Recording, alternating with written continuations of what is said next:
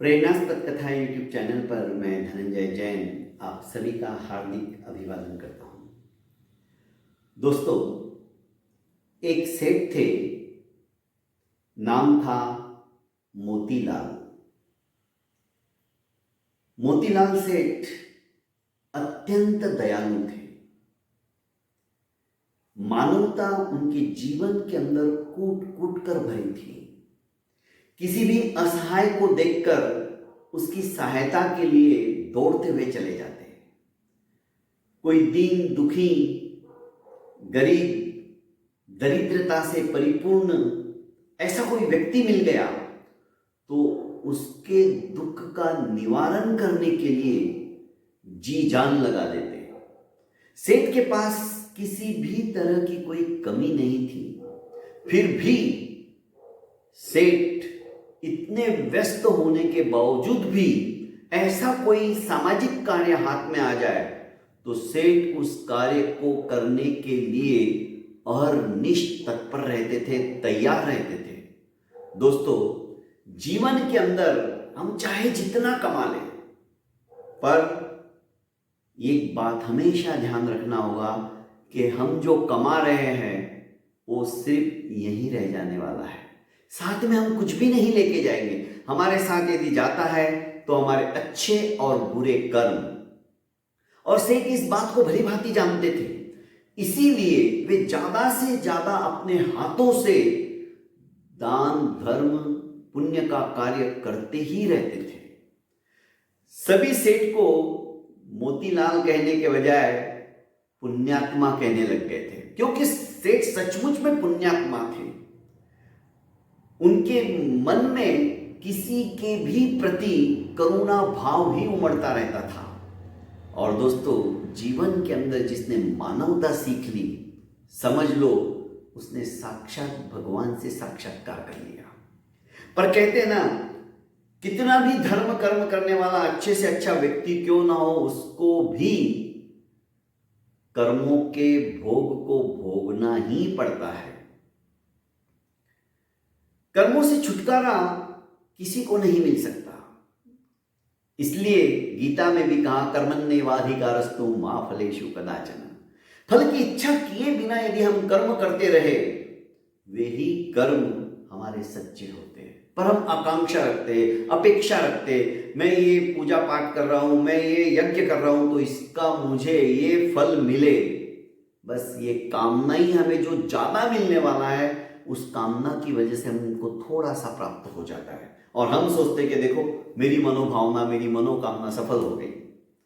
निष्काम भावना से जो हम तप करते हैं, निष्काम भावना से जो हम साधना करते हैं, निष्काम भावना से जो हम जप करते हैं, उसका फल अपरिमेय है, हम सोच भी नहीं सकते हैं।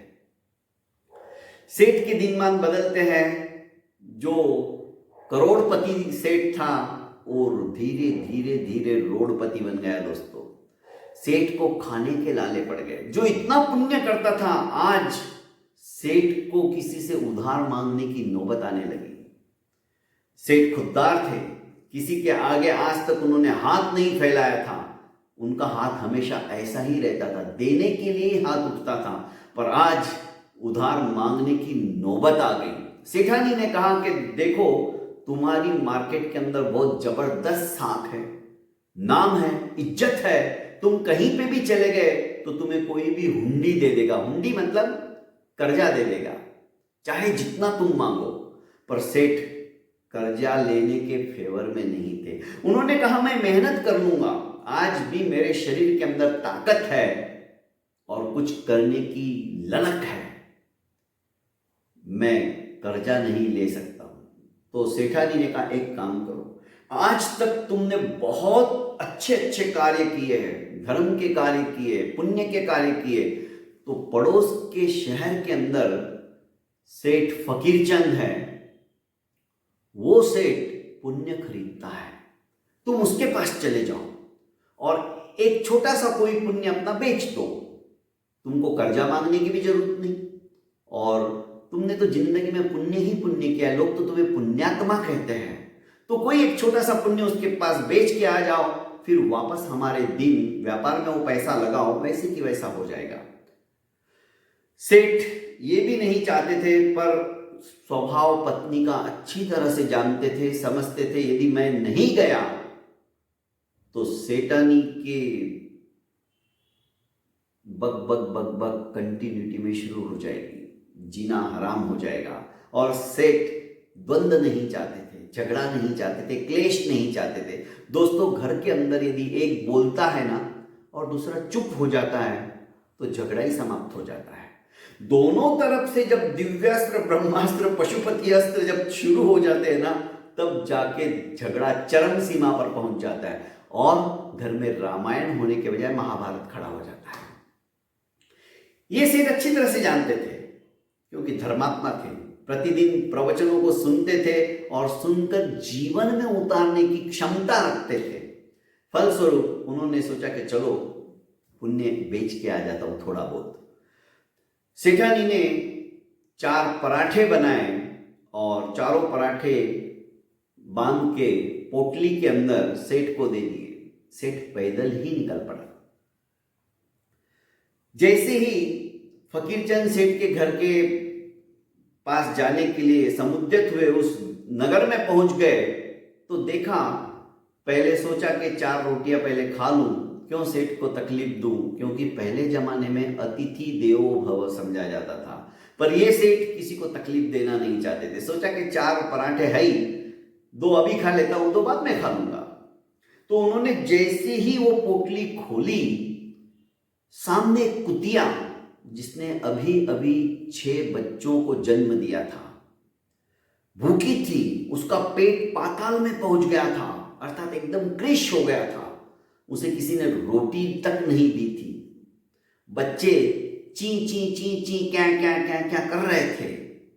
ललचाई दृष्टि से जब उसने पराठे की तरफ देखा तो करुणा भाव से सेठ की आंखों की तरफ देखने लगी। उसके आंखों से आंसू टपक रहे थे, गीली थी आंखें। सेठ की भी नजर जब कुतिया की तरफ गई तो उन्हें दया आ गई, क्योंकि सेठ तो दयालु ही थे। उन्होंने एक पराठे के 4 टुकड़े किए और कुतिया के सामने रख दिए। कुतिया लपक पड़ी, पता नहीं कितने दिनों से भूखी थी, और उस कुतिया ने वो पराठा पूरा खा लिया, 4 टुकड़े खा लिए और फिर से सेठ की तरफ देखने लगी, पूंछ हिलाने लगी। सेठ ने दूसरा पराठा भी तोड़कर उसके सामने रख दिया। सेठ भी करुणामयी दृष्टि से उसे निर्निमेष दृष्टि से निहार रहे थे। खुशी हो रही थी, मैं एक दिन भूखा रह गया तो कोई मर नहीं जाऊंगा, पर ये कुतिया भूखी और इसके तो छोटे छोटे बच्चे हैं, इसके स्तनों के अंदर अभी तक दूध भी नहीं आया है, ये बच्चे दूध पिएंगे तभी तो जिंदा रहेंगे। ये सोच के दूसरा पराठा भी खिला दिया, पर कुतिया की भूख शांत नहीं हुई थी। सेठ ने तीसरा और चौथा पराठा भी कुतिया को खिला दिया और खुद भूखे रह गए। जो पानी था अपने पास, वो पानी पीकर उन्होंने अपने उदर की पूर्ति कर ली, पानी से ही पेट भर लिया। सेठ चल पड़े, फकीरचंद के पास पहुंचे तो फकीरचंद ने कहा कि तनिक रुको, मैं तुम्हारे लिए कुछ जलपान की व्यवस्था करता हूं। तो सेठ ने मना कर दिया कि नहीं, उसकी कोई आवश्यकता नहीं, मेरा पेट भरा हुआ है। बताओ किस प्रयोजन से आया हो? उन्होंने कहा कि मुझे एक पुण्य बेचना है, जो भी पुण्य आप खरीदना चाहो, मेरी जिंदगी में बहुत सारे पुण्य किए हैं, एक पुण्य आप खरीद लो, ताकि मुझे कुछ पैसों की जरूरत है, मेरी वो इच्छा अभिलाषा पूरी हो जाए। सेठ ने कहा तनिक तुम रुको, मैं अभी 5 मिनट में आया। और सेठ अपने घर के, क्योंकि सेठ की पेढ़ी आगे थी और उसी के पीछे उनका मकान था, आगे दुकान पीछे मकान। सेठ गए। सेठानी जो थी, सेठ फकीरचंद की पत्नी, वो बड़ी अध्यात्मवादिनी थी। 5 ज्ञान में से उसे एक ज्ञान था। 5 ज्ञान होते दोस्तों, मति ज्ञान, श्रुति ज्ञान, अवधि ज्ञान, मनःपर्यव ज्ञान और केवल ज्ञान। केवल ज्ञान जिसे होता है वो त्रिकाल वेत्ता होता है, त्रिकालदर्शी होता है। अवधि ज्ञान वाला भी कई भवों तक की बातों को जान सकता है, देख सकता है प्रत्यक्ष रूप में। श्रुत ज्ञान जिसे शास्त्रों का परम ज्ञान हो, मति ज्ञान, बुद्धिमत्ता का पारावार नहीं रहता है। दोस्तों, ये जो सेठानी थी ये उच्च कोटि की साधिका भी थी और आंखें बंद करके सब कुछ देख सकती थी। इतनी साधना के अंदर उसे सिद्धियां प्राप्त हो चुकी थी। सेठ ने जब पूछा कि एक सेठ आया है पड़ोस गांव का, मैंने भी उसका नाम सुना है मोतीलाल करके, तो पुण्य बेचने के लिए आया है, क्या करूं? सेठानी ने कहा उसने आज जो यज्ञ किया है पुण्य का, बस आज का पुण्य खरीद लो। आज तक के समस्त पुण्यों में से आज का पुण्य उसका सर्वश्रेष्ठ पुण्य है। आज ऐसा क्या किया उसने? आज उसने कुतिया को, जो कि भूखी थी, प्यासी थी, उसे अपना भोजन पूरा की पूरा खिला दिया और सेठ खुद भूखे हैं। क्या बात करती हो? सेठ ने तो मुझे कहा कि मैं भरपेट हूं। नहीं, वो सेठ किसी को तकलीफ देना नहीं चाहते। आप जाओ और उन्हें कहो कि आज का जो पुण्य है बस मुझे वो ही बेच दो आप। सेठ फकीरचंद बाहर आया और मोतीलाल से कहने लगा कि भाई, तुमने जो आज यज्ञ किया है वो महायज्ञ, वो मुझे बेच दो। सेठ मोतीलाल हंसने लगा, तुम कैसी बात करते हो फकीरचंद जी? अरे मेरे पास यदि यज्ञ करने के पैसे होते तो मैं क्यों तुम्हारे पास पुण्य बेचने के लिए आता? मैं तो यज्ञ में ही इतना पैसा लगाने वाला हूं, तो तुम तो सोचो थोड़ा सा। उसने कहा यज्ञ का मतलब आज जो पुण्य का यज्ञ किया है तुमने, वो महायज्ञ, आज तक तुम्हारे जीवन के अंदर वो सर्वश्रेष्ठ यज्ञ है। क्या बात करते हो? मैंने तो आज ऐसा कुछ भी नहीं किया। तो सेठ ने अपनी पत्नी द्वारा बताई हुई बात मोतीलाल को सुना दी। मोतीलाल सेठ भी सोचने लगा कि रास्ते में मैंने कुतिया को खिलाई, इसे कैसे पता चला? ये तो नगर के बाहर थी कुतिया और सेठ इतने दूर, और सेठ ने तो मुझे कभी देखा भी नहीं। चिंतन करने लगा, पर सोचा कि छोड़ो, पता चल गया होगा, किसी ने आके कहा होगा। सेठ ने कहा कोई बात नहीं, आप ले लीजिए, यह पुण्य खरीद लीजिए, क्योंकि सेठ ने ऐसे कई पुण्य किए थे।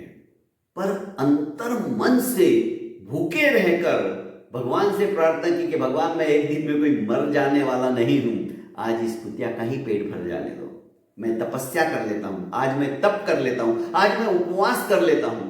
ये सोच के उन्होंने चारों की चारों पराठे उस कुतिया को खिला दिए थे। अब सेठानी ने कहा एक काम करो, मैं 4 पराठे बनाती हूं और तराजू के अंदर एक तरफ पराठे रखो चारों और दूसरी तरफ हीरे, मानक, मोती, स्वर्ण मुद्राएं, वो सब डालते जाओ।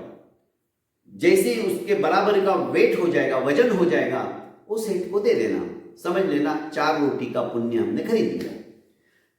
सेठ फकीरचंद ने कहा कि ठीक है।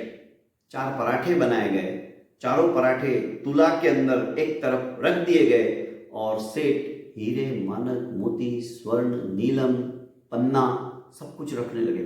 धीरे धीरे धीरे तराजू भर गया, पर पलड़ा लेवल में नहीं आया। ऐसा कि ऐसा रहा, चारों पराठे का पलड़ा नीचे और इतने सारे हीरे, मानक, मोती भर गए, ढेर लगा दिया, तो भी पलड़ा टस से मस्त नहीं हुआ। सिर्फ फकीरचंद देखते रह गया, ये कैसा आश्चर्य, क्या इतना जबरदस्त पुण्य है इसका, ये एक भूखे को भोजन देने का। इसीलिए कहा है दोस्तों, प्यासे को पानी और भूखे को भोजन दो, इससे बढ़कर और कोई पुण्य नहीं है। इधर सेठ मोतीलाल देखने लग गया, 4 पराठे के आगे इतना सारा वैभव इन्होंने डाल दिया, तिजोरी खाली हो गई, फिर भी पलड़ा समतल नहीं हुआ। पुण्य का इतना बड़ा प्रताप, इसका मन परिवर्तित हो गया। सेठ मोतीलाल ने हाथ जोड़कर कहा फकीरचंद जी से कि सेठ मुझे माफ करना, अब मैं पुण्य नहीं बेचना चाहता। और सेठ वहां से निकल पड़ा। जहां पर जिस कुतिया को उन्होंने खिलाया था, वहां से उसने सोचा कि चलो थोड़े से कंकर पत्थर अपने उस पोटली में डाल लेता हूं, नहीं तो सेठानी पूछेगी तुमने पुण्य बेचा या नहीं बेचा, जाते ही झगड़ा शुरू कर देंगी। कम से कम 2 मिनट भूखा हूं, खाना खा लूंगा और उसे कहूँगा हाँ कुछ मिला है, बाजार में जाके बेच के आता हूँ और उसके बाद में कहीं ना कहीं से उधार मांग लूंगा, क्या करूं? ये पेट है ना, कुछ भी करवाता है। जो सेठ उधार मांगने के लिए कतराता था, किसी का कर्जा नहीं चाहिए, पर अब कोई रास्ता नहीं था, पर उसने पुण्य का फल देख लिया था। कंकर पत्थर उठाए, गठड़ी बांधी और चल पड़ा। सेठानी ने भी देखा कि कुछ तो लाए हैं, तो सेठ ने कहा कि मैं हाथ मुंह धोता हूं जब तक तू मुझे कुछ खाने के लिए दे दे, बहुत भूख लग रही है। आपने पराठे खा लिए? हाँ खा लिए, पर भूख लग रही, पैदल गया था। सेठ बैठा, सेठानी ने कहा क्या हुआ, कुछ लाए? हाँ लाया हूं, अभी बाजार में जाके बेच के कुछ पैसा लेके आ जाऊंगा। पर क्या लाए, दिखाओ तो सही। और सेठानी ने वो पोटली झपट ली। अब सेठ सोचे अब तो बड़ा झगड़ा होगा, क्योंकि सोचेगी पुण्य के बदले क्या पत्थर मिले तुमको, क्या पुण्य की यही कीमत है? पर सेठ जानते थे पुण्य की कीमत उन्होंने अपने आंखों से देख लिया था। जैसे ही सेठानी ने पोटली खोली, वे सचमुच के हीरे जवाहरात निकले। सेठानी ने कहा पुण्य के बदले इतना सारा वैभव मिल गया। सेठ जी भी देखते ही रह गए, ये कैसे चमत्कार, मैंने तो वहां से पत्थर उठाए थे। दोस्तों, ये चमत्कार जब हम कुछ अच्छा ही करते हैं, जब हम नेक काम करते हैं, उस नेकी का फल हमें इसी जन्म में मिल जाता है। चाहे हम अच्छा काम करें या बुरा काम करें।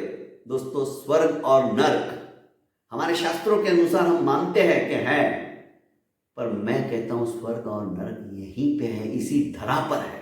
हम अच्छा करेंगे तो अच्छा होगा, बुरा करेंगे तो बुरा होगा। इसलिए दोस्तों, हमारी एक संस्था है सुसंस्कृति फाउंडेशन नाम से। इस फाउंडेशन में हम लोग अनाथ बच्चों को, जो बच्चे HIV पॉजिटिव है, एड्स ग्रस्त है, उन बच्चों को अनाज देते हैं। हर घर के अंदर जाकर हमारी वैन जाती है और एक मुट्ठी अनाज मांगते हैं, और एक मुट्ठी अनाज इकट्ठा कर करके इस तरह से हम उन बच्चों का उदर पोषण करवाते हैं। आप भी हमारे इस महायज्ञ में शामिल हो सकते हो और यथेच्छा जितना आप दे सको दे सकते हो। फाउंडेशन का डिटेल आपको चाहिए तो मेरे से आप व्यक्तिगत संपर्क कीजिए, मैं जरूर आपको दे दूंगा। पर आप बिना डिटेल लिए भी मेरे इस YouTube चैनल को यदि लाइक एवं सब्सक्राइब करने के लिए ज्यादा से ज्यादा फॉरवर्ड भी करोगे ना, तो भी आपको पुण्य मिलेगा। वो क्यों? क्योंकि इस चैनल के माध्यम से जो डॉलर आते हैं, वो पूरा की पूरा पैसा हम उन अनाथ बच्चों के लिए प्रोवाइड कर देते हैं। बहुत बहुत धन्यवाद दोस्तों। ये भी एक पुण्य का ही काम है। आप सोचते हो कि देने से ही पुण्य होता है, नहीं, ये देखते हैं तो भी जो व्यूअर्स का पैसा हमें मिलता है वो भी वहां चला जाता है, तो उसका पुण्य फल आपको ही मिलता है, क्योंकि आपने इस चैनल की ग्रोथ की है। प्रत्यक्ष नहीं, परोक्ष रूप से भी आपका बहुत बड़ा इसमें हाथ है। बहुत बहुत धन्यवाद। ऐसे ही आप मेरे इस चैनल को लाइक एवं सब्सक्राइब कर ज्यादा से ज्यादा लोगों को, अपनों को फॉरवर्ड कीजिए, ताकि उन्हें भी पुण्य फल प्राप्त हो और उसका पुण्य आपको मिले, यही अपेक्षा है। बहुत बहुत धन्यवाद, प्रणाम। मिलते हैं कल फिर इसी वक्त इसी समय।